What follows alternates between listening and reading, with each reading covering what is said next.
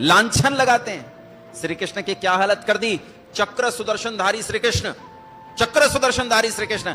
हम कहते हैं ना कि कोई आदमी वेद की आज्ञा को स्थापित करने के लिए, धर्म की स्थापना के लिए किस हद तक जा सकता है। श्री कृष्ण को देखो किस हद तक जा सकता है। युद्ध के प्रारंभ में ही श्री कृष्ण ने प्रतिज्ञा की कि मैं इस पूरे युद्ध में हथियार नहीं उठाऊंगा। लेकिन युद्ध में गड़बड़ हो गई। एक बूढ़े आदमी ने प्रतिज्ञा कर ली, बोला 10,000 रोज मारूंगा। कौन? पितामह भीष्म। अर्जुन को कहा श्री कृष्ण ने इसे मार, नहीं तो युद्ध बुद्ध चल लिया, 2-4 दिन में सब निपटा देगा। अर्जुन बोला ये मेरे बस का नहीं है, इसे मारा नहीं जा सकता। और जब पितामह भीष्म ने हाहाकार मचा दिया और पांडवों की सेना ऐसा लगता था जैसे आज ही खत्म हो जाएगी, तब श्री कृष्ण कैसे व्यक्ति थे, अपनी प्रतिज्ञा को मिट्टी में मिलाकर तोड़कर और रथ का पहिया उठाकर मारने तोड़ पड़े कि धर्म का नाश नहीं होने दूंगा। मेरी प्रतिज्ञा जाए सो जाए, लेकिन मैं धर्म का नाश नहीं होने दूंगा। मार डालूंगा उस हर आदमी को जो धर्म को नष्ट करने के लिए खड़ा होगा, चाहे वो पितामह भीष्म ही क्यों ना हो। ऐसे थे श्री कृष्ण। और हमने श्री कृष्ण की क्या हालत कर दी है। श्री कृष्ण जिन्होंने जब अपनी पत्नी के साथ विवाह कर लिया, रुक्मिणी के साथ, तो रुक्मिणी ने कहा ठहरो, विवाह तो हो गया है लेकिन बड़ी सावधानी से जीवन जिएंगे। मैं पुत्र तो चाहती हूं लेकिन साक्षात आपके जैसा। श्री कृष्ण ने कहा फिर तो तपस्या करनी पड़ेगी। बोले कैसे? बोले वैद्य के पास चलते हैं। वैद्य के पास गए, विद्वान के पास गए। विद्वान से जाकर कहा कि हम ऐसा पुत्र चाहते हैं जैसा मैं स्वयं हूं। तो उन्होंने कहा 12 साल तक ब्रह्मचर्य का पालन करो। अपनी ही पत्नी के साथ जो व्यक्ति ब्रह्मचर्य से जीवन जीता हो, उस पर कितने गंदे आरोप लगाए। 12 साल तक कठोर ब्रह्मचर्य का पालन करके, औषधियों और पथ्य का अनुसरण करते हुए केवल एक पुत्र अपने पूरे जीवन में उत्पन्न किया श्री कृष्ण ने, और उस पुत्र का नाम था प्रद्युम्न। और प्रद्युम्न साक्षात श्री कृष्ण की छवि था। कहते हैं जब प्रद्युम्न युद्ध के लिए चलता था तो श्री कृष्ण उसकी छाया जैसे लगते थे। इतना भयंकर योद्धा पैदा किया।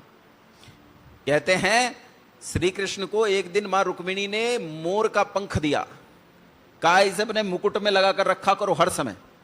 श्री कृष्ण ने कहा इसकी क्या जरूरत है? बोले जब तुम दोनों पिता पुत्र आते हो तो मैं पहचान नहीं पाती हूं कि इनमें प्रद्युम्न कौन सा है और कृष्ण कौन सा है, इसलिए अपने मुकुट में हर समय मोर का पंख लगाकर रखा करो। इसीलिए श्री कृष्ण के साथ मोर का पंख जुड़ गया।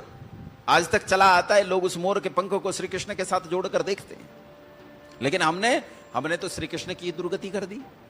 हमने श्री कृष्ण को नाचने वाला बना दिया, रास करता है, औरतों के साथ गंदा व्याभिचार करता है। श्री कृष्ण महान योद्धा थे, चक्र सुदर्शनधारी ऐसे महान योद्धा जिसके सामने खड़े होने का सामर्थ्य संसार में किसी में नहीं था। जो छोटा है आयु में, लेकिन उससे 4 गुनी आयु का पितामह भीष्म उसके सामने दूर खड़ा होकर उसे प्रणाम करता है। गुरु द्रोणाचार्य जिसे प्रणाम करता हो, और उस काल के महान से महान लोग जिसे दूर से खड़े होकर प्रणाम करते हो, जिसकी ओर शत्रु भी मारने की नीयत से उठकर खड़ा नहीं होता। कर्ण से मिलने चले आए।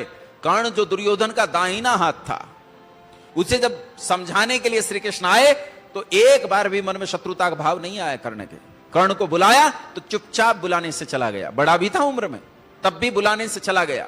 और वो समझाते हैं तो चुपचाप सुनता है, लेकिन अपने मित्रता के भाव को प्रदर्शित करते हुए कहता है, जब श्री कृष्ण कहते हैं कि तू पांडवों के साथ आजा, तो कर्ण कहता है जिस नर की बाह गही मैंने, जिस तरु की छाह गही मैंने, उस पर नवार चलने दूंगा। कैसे कुठार चलने दूंगा? जीते जी उसे बचाऊंगा या आप स्वयं मर जाऊंगा। वो अपनी प्रतिज्ञा के लिए लड़ता है, लेकिन श्री कृष्ण के खिलाफ उसके मन में कोई द्रोह पैदा नहीं होता।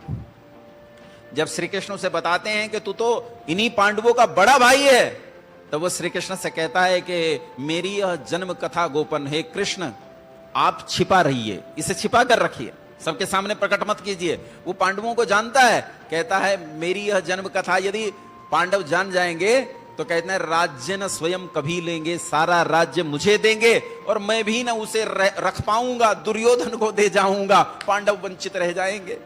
वे तो बेचारे फिर ऐसे ही रह जाएंगे।